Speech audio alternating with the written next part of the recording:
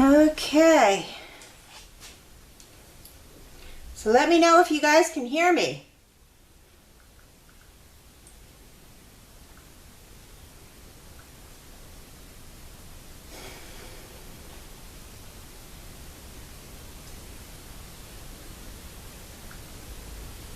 Oh, rats.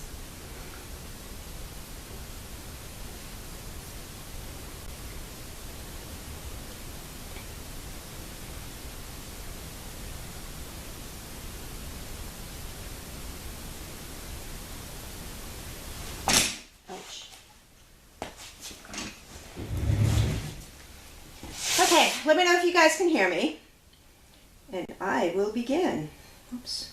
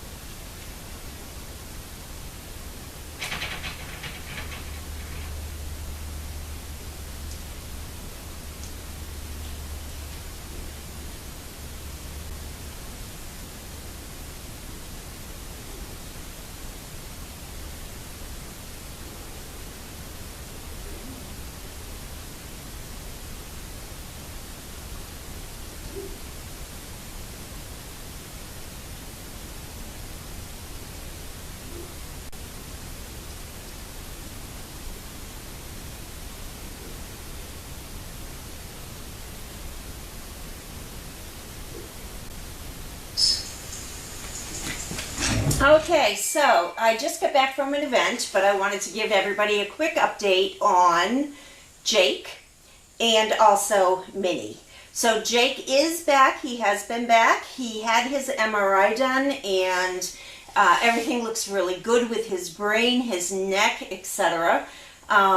They are still pending 2 tests, one being his test of his liver to make sure that is working appropriately.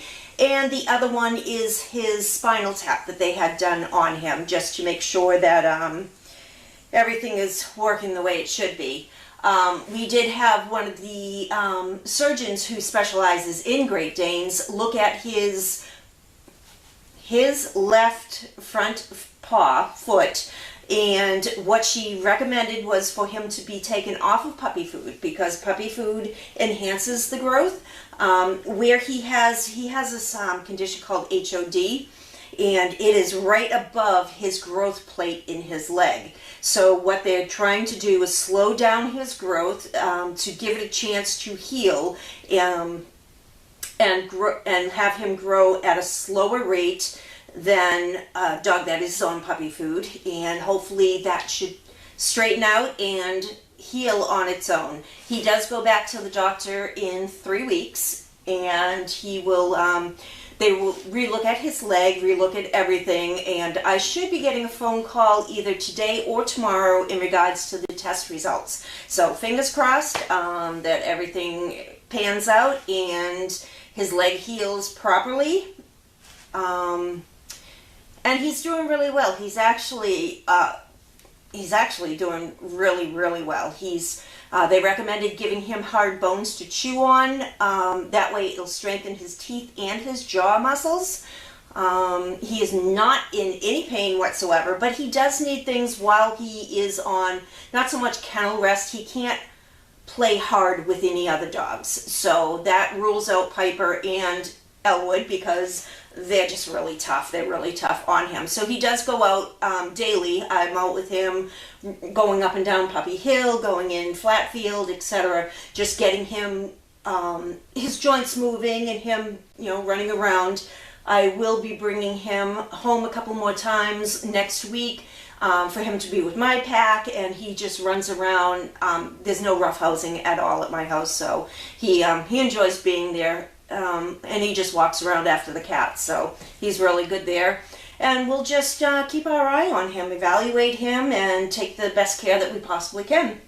So, meanwhile, because he cannot be out and about running around with all the other dogs, we need to stimulate his brain. So I'm looking for things like snuffle mats, things for him to use his nose and to find different treats. Looking for puzzles for him to use, lick mats, something that we can entice him, things to stimulate his brain. So, if you see anything online, let me know, and we can definitely, get some and see how he does with them.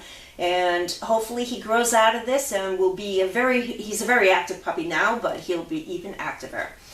Now, when it comes to Minnie, today I noticed when I first came in to open the kennels that she greeted me, her tail was wagging, she took a cookie from me as I was cleaning up her area, and then she just kind of laid down. She wasn't her old spirited self. So I kind of watched her a little bit, took care of all the kennels, let all the dogs out, started rotating them, and when it came time for lunch, or breakfast I should say, she was not herself. She laid on her veranda outside. She was shaking. She was kind of almost like coughing, like she had something in her throat. She gave it a couple of good coughs. Nothing came up.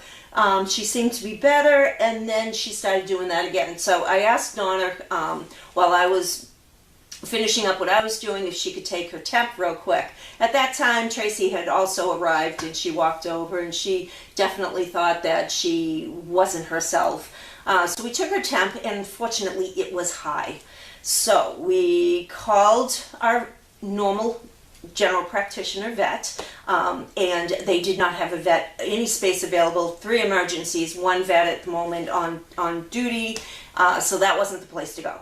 So we ended up, I had Donna bring her to Bulger, and they were able to, right to the ER, and they were able to get her right in, and they started evaluating her. They took chest x-rays, and it turns out our little Minnie has an aspirated pneumonia.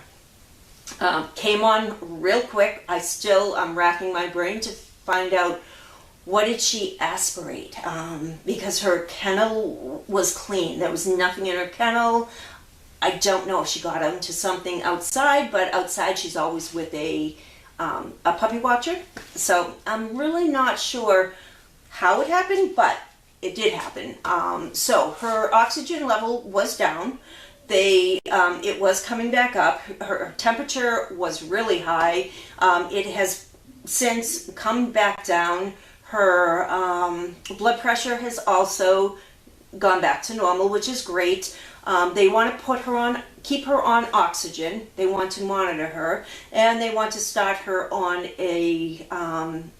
like an amoxiclav, what they would just inject into her to get that first dose.